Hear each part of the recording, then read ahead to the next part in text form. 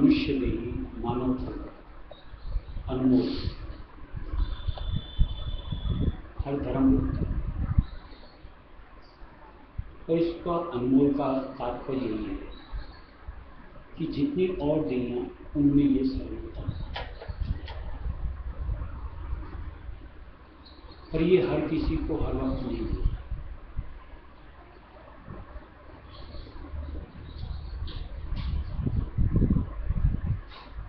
और जितनी भी देही मनुष्य देही से कम कर, ये आपको अक्सर कर्मों में जुड़ करके मिलती है,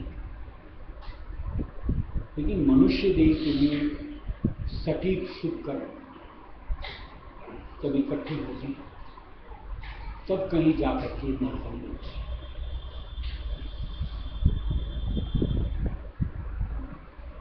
अब सोचना ये चाहिए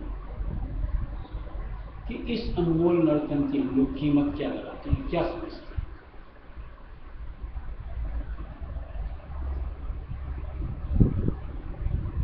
यानी किस निमित्त इसको खर्च करते हैं। चंद दौलत यानी धन माया, या जमीन जायदाद, या हाट हवेली, इस निमित्त, या चंद भोग विलासिता से जुड़े,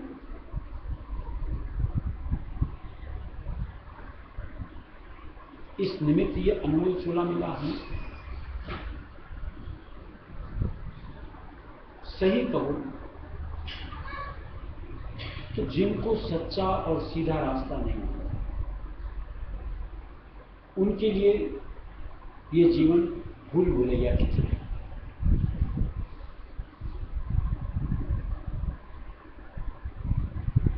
कि ये करूं, कि वो करूं, कि क्या करूं, कि कैसे करूं। इसी दुविधा के अंदर में हाथ से निकल जाएगी, क्योंकि चंद गिने चुने श्वासों के साथ और समय के साथ ये निर्देही बनती है। और जिनको सच्चा सीधा रास्ता नहीं मिलता, इन्हीं सब में कब कैसे क्या विचारते हुए जिंदगी हाथ से निकल अधिकतर। यानी पूरी दुनिया में आप जितने नर्तन में प्राण हैं, निष्कर्ष निकालो तो अधिकतर सिर्फ माया, एक वही सोच, एक वही धारणा, और उसी के निमित्त इस नरदेही को लगा देते हैं।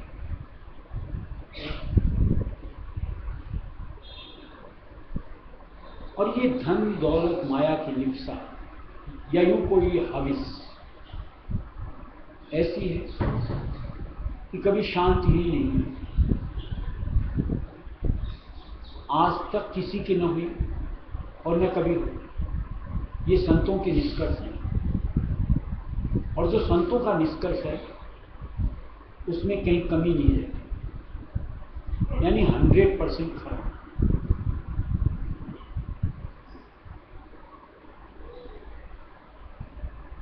हम जितना भी अपना जीवन बिता चुके हैं, अपनी ही परिस्थिति को अपन अगर सोचें कि जब से समझदारी, हमारी परिस्थिति क्या थी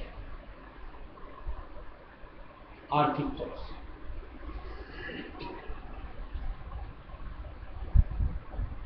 आज मालिक की दया हम अपने आप को किस मुकाम पर पाते हैं। कहीं हमारी उस माया की सोच में ब्रेक लगा, यानी हम थम गए, यानी संतुष्टि ले ली, सब्र धार लिया कि इतना बहुत, अब मालिक के भजन ध्यान में लग जाओ।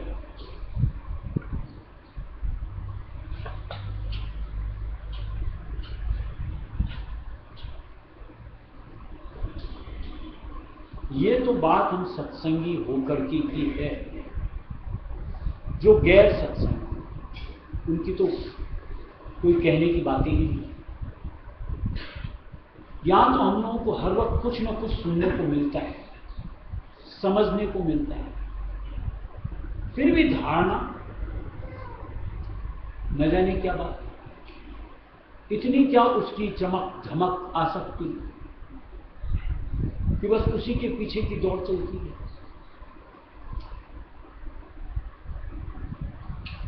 कहीं सत्संग का प्रभाव, कहीं मालिक की लीला हमें लुभाती नहीं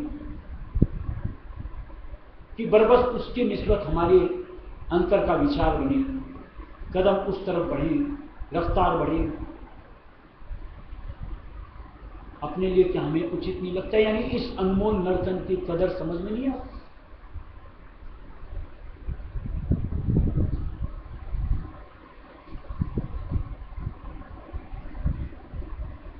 और ये एक ऐसी भ्रम अवस्था पैदा करती है माया। जैसा कहते हैं कि 99 का खेल,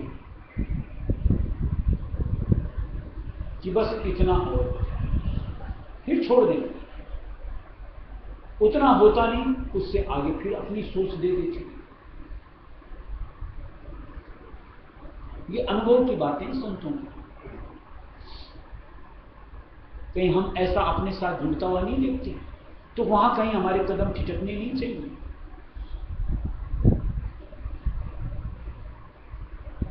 अपन एक भजन गाते हैं जिसमें दिया सबर संतोष गहुरी, बड़े महाराज का बनाया हुआ भजन है। न सबर न संतोष, कैसी आग में अपने आप को झोंकते, यानी ये अनमोल नर्तन हारते चले जाते।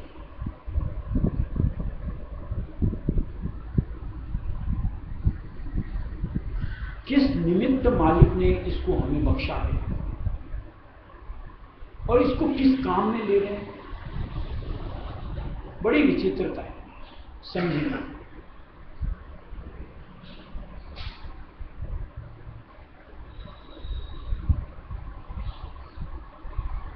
कल्पना जो करते हैं, ऐसा नहीं कि हमें नहीं समझ में आए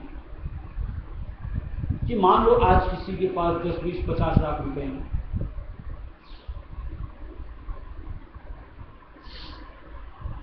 एक इस मनुष्य देह जो अभी हमारे पास, क्या उससे आपकी जीवन बखूबी नहीं चल सकता, निर्वाह नहीं हो सकता?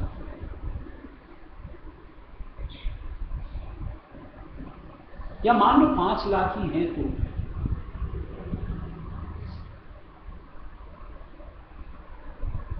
फिर भी हम प्रयत्नशील रहते हैं, यानी इस अनमोल सांसों की पूंजी को उस नश्वर दौलत समाने में इस्तेमाल करना।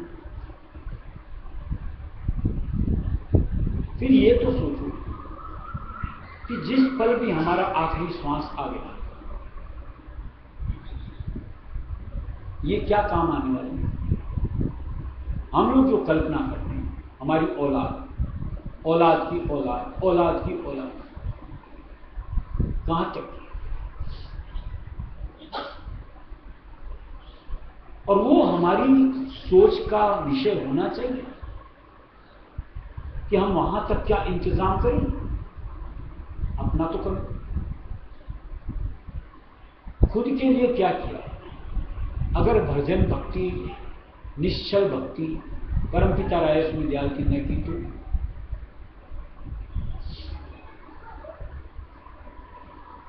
सत्संग करते हुए कहीं सार तो समझ में आना चाहिए।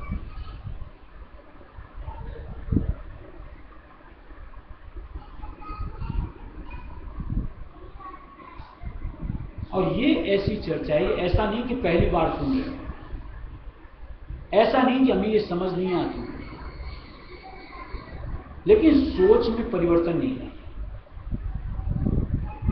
और जब तक हमारी सोच में परिवर्तन नहीं आए, इस अनमोल देही का सार कि इसको कैसे सफल करो, कि अपने लिए कुछ इकट्ठा करो, मालिक के नाम रूपी दौलत, तब तक उसमें अपने आप को हम नहीं कर सकते। और किसी काम में लगाया तो निश्चित मान लो कि इस अनमोल नरदेव को व्यर्थ गमा दिया। और जैसे पीछे सत्संगें चल रही हैं, व्यर्थ गमाने के दरमियान कहीं खोटा खड़ा कर लिया, आगे की राह हमारे अपने ही लिए हमने पथरीली बना ली, कंटीली बना ली, जिसपे कि हमें चलना होगा। कोई उपाय नहीं कि आप उससे अपने आप को बचा सकें। देखो, कई एक किस्से होते हैं और ऐसा है कि किस्सों से हम लोग कोई बात जल्दी समझ में आ जाए। मालिक की दया हो तो ऐसा दिया हुआ कि एक ऐसा ही कोई सेठ था, पैसे की भूख, खूब इकट्ठा कर लिया। एक दिन अपने मुनीम से पूछा कि मुनीम जी, अपनी संपत्ति कितनी हो गई?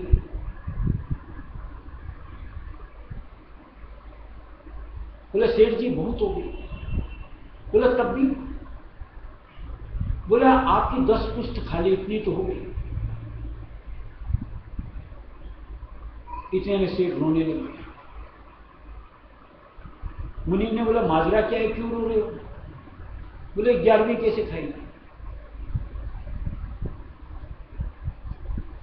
अब ये भी कोई सोच होता है। उसके लिए बैठ के आज आप लोग नहीं बैठे। तो वो मुनीम था, वो कहीं सत्संग वगैरह जाया करता था, सब विचार वाला था। उसने तरकीब बताई, रास्ता कि आप एक काम करो कि इसमें से कुछ दान पुण्य करो,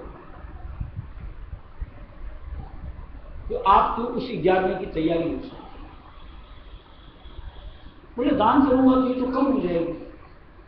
बोला कम नहीं होती। बोला किसको करूं? तो उसने उसी गांव में कोई एक बेचारा गरीब रहता है, तो उसको आप जाकर के आटा दे के आए।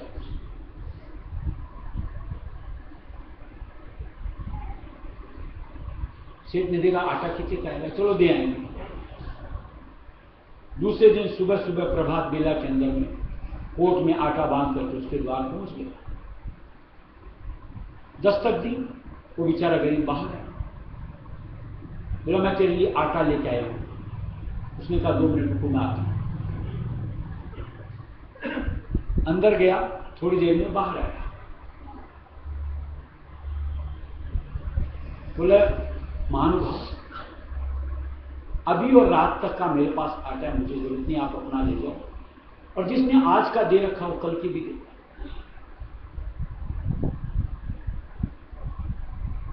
सेठ की आंख खुल गई कि उस ऊपर वाले के ऊपर इसको इतना विश्वास कि ये कल की भी जुगाड़ अपने साथ नहीं रखना चाहता, और मैं 10 पुश्त तक के बाद और उसके आगे के लिए भी अपने आप को रोकता हूं।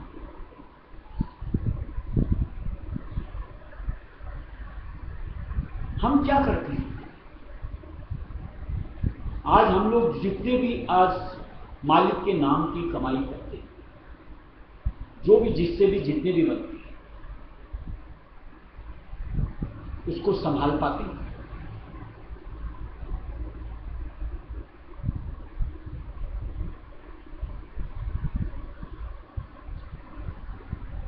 या दूसरी तरफ इधर कमाया और दूसरी तरफ उससे कहीं अधिक खर्च कर डाला, यानी कर्मों में अपने आप को छोड़। ये क्या हमारा सत्संगी का ढंग होना चाहिए?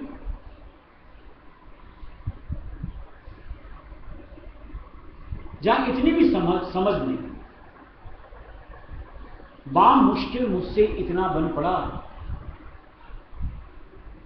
इसको मुझको समझना है, संभालना है, और उसके लिए मुझको बेतरतीब जो मेरी गतिविधियां हैं उससे कहीं अपने आप को रोकना।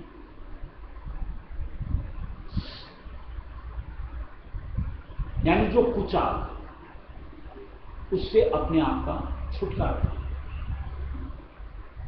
और जिसने ये समझ लिया वो आज इस अनमोल नरदेही की सही कीमत समझ सकता है।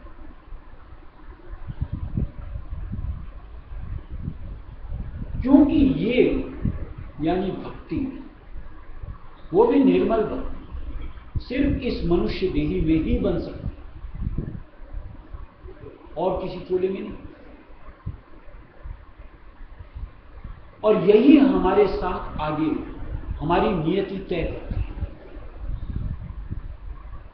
यानी बजाय उस पथरीली और कंटीली राह, आसान राह हमारे लिए मुकर्रर करती है।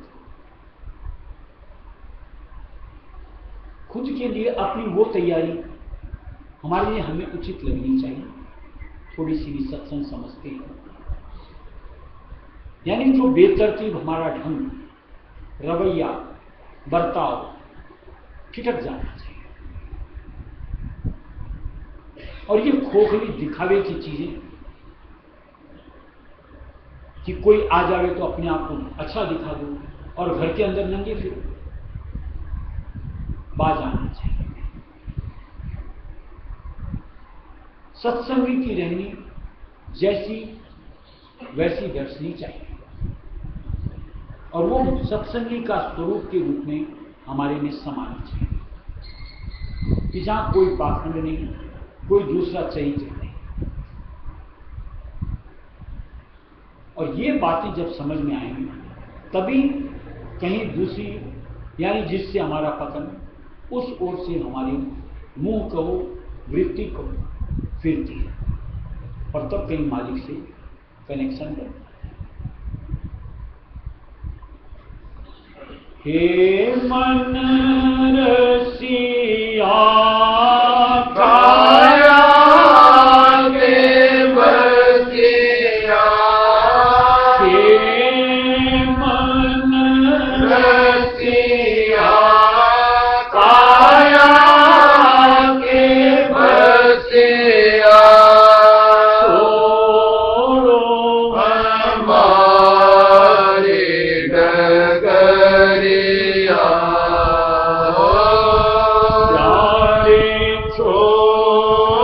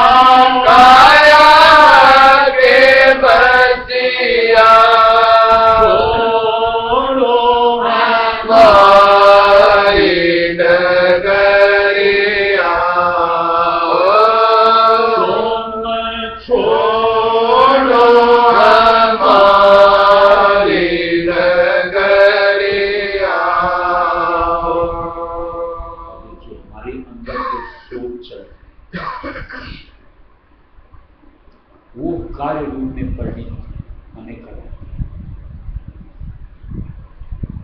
अब कैसी सोच आप अपने अंदर चलाते हो, ये कोई दूसरा डिसाइड नहीं करता। इसका निर्धारण आपको स्वयं। जैसे सोचते, आपके मन में सोच हुई कि 4 बजे का सत्संग अपन को बात चले, अपने आप उस समय के हिसाब से आपने अपने आप को फ्री कर लिया और अपने आप आपके कदम चलते हुए अपने आप को अपने यहाँ तक पहुंचा। यही तो होता है। ऐसे ही जब आप अपने लिए निर्धारण कर लोगे, अंदर में सोच रहे कि मुझको मालिक के नाम को हर वक्त सुनना है, टेलना है, हर वक्त आप ये मन में एक सोच चलाओगे कि मुझको कुछ गलत नहीं करना, तो मुझको सत्संग में ये सुनने को मिला, मुझको ऐसा नहीं ऐसा करना। आपकी वो सोच निश्चित तौर से आपको नाम से भी जुड़ेगी और निश्चित तौर से आपको गलत कर्मों से भी बचाएगी। अब आपके अंदर अगर सोच ही नहीं बदल रही कि मुझको अपने आप को संभालना है, उसके लिए मुझको मालिक के नाम से जुड़ना है, कि मुझको गलत कर्मों से अपने आप को छुटकाना है, आपके अंदर सोच नहीं है, तो काल अपनी हरकत करना शुरू करता है, वो अपनी सोच देना शुरू करता है और उस सोच के अनुरूप हमारे कर्म बनने शुरू, यानी उधर हमारा बहाव चालू। कहीं सत्संगी है यार, क्या हमें सोचना है, क्या बोलना है, इसका निर्धारण हम तो करें। इसका अधिकार हम किसी और को क्यों दें? हम कहने का मतलब हम सुरत यानी आप, कि मेरे कर्म इस अनुरूप, मेरी जिंदगी का अनमोल नर्तन का असली ध्येय ये। और जहां आपने तय कर लिया, आपकी सोच में आ गया, और देखो अपने आप, चाहे वो सेवा हो, चाहे भजन ध्यान हो, चाहे आज कुछ हो, सत्संग हो, अपने आप मन प्रेरित होता है और हम अपने आप को वहां टिकाते हैं।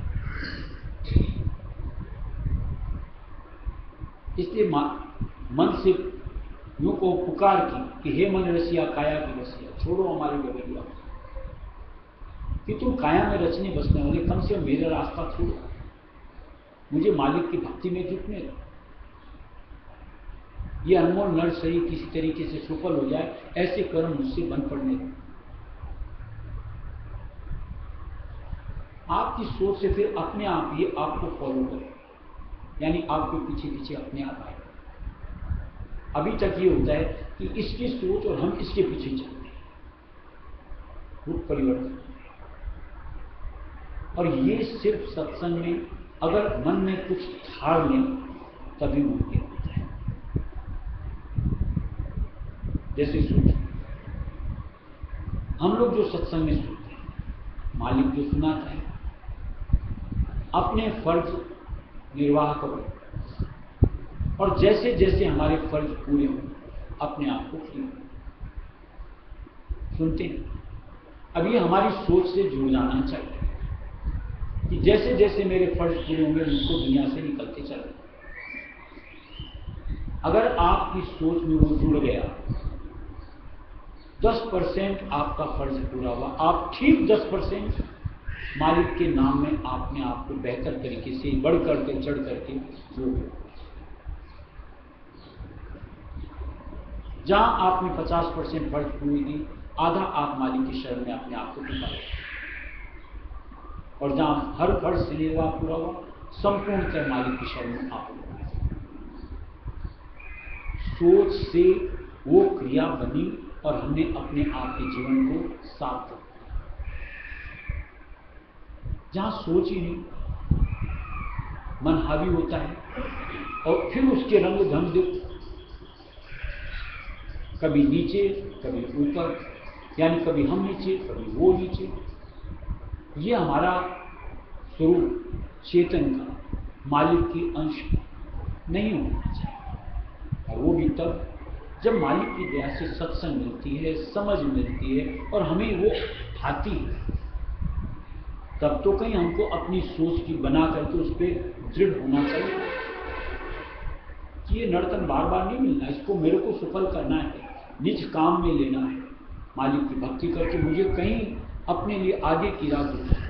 ये जिंदगी तो कोई उपाय नहीं, इसलिए जो कर्म करते हैं उस अनुसार, लेकिन आगे का निर्धारण जैसा मैं चाहूँ वैसा। और वहाँ आपकी दृढ़ता आपको ऐसे कर्मों में यानी भक्ति के कर्मों में जोड़ते हुए निश्चित तौर से आगे के लिए सफल बख्शते।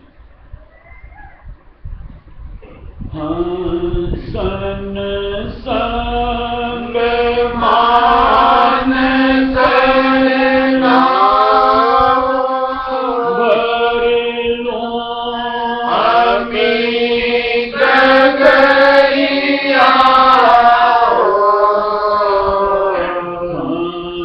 सन संग मान सरना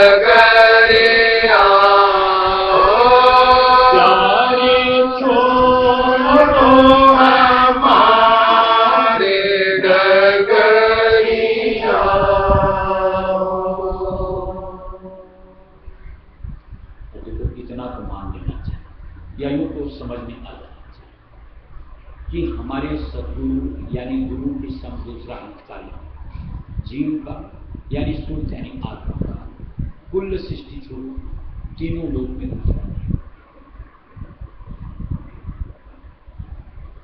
यानी उनकी कोई भी बात हमारे हित की अब उस बात को गहना धारना और उस पर अपने आप को अडिग करना, जिसको ये भव सिंध करना, उसके लिए लाभ होता है। यानी गफलत अंग छोड़, लुभावन छोड़, मन को दबा कि नहीं, अब मेरा स्वरूप ये कतई नहीं, अब मेरी सोच में सिर्फ मुख्य उद्देश्य अपना जीव करना, परमपिता रायस्मी दयाल से नहीं। जहां आपकी सोच इस अनुरूप बन जाएगी, आपके कर्म उस निमित्त बनते चलते हैं। शुरू में हो सकता है रफ्तार कम, लेकिन शनै शनै शनै शनै देखो रफ्तार बढ़ती बढ़ती बढ़ती चरम तक पहुंच जाए। ये एक सत्संगी का स्वरूप, उसमें हमें अपने आप को पाना चाहिए अगर मालिक की सच्ची भक्ति करते हैं और सच्ची ठौर से जुड़े हैं।